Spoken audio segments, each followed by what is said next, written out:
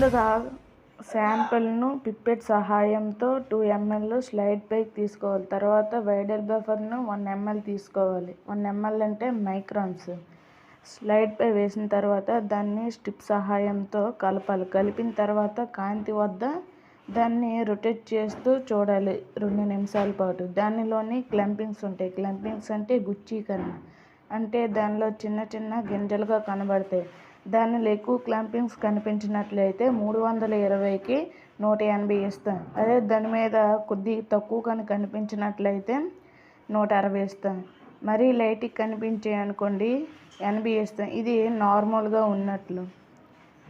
అంతే friends. Video కనుక నచ్చినట్లయితే లైక్ చేయండి, షేర్ చేయండి, సబ్స్క్రైబ్ చేయండి.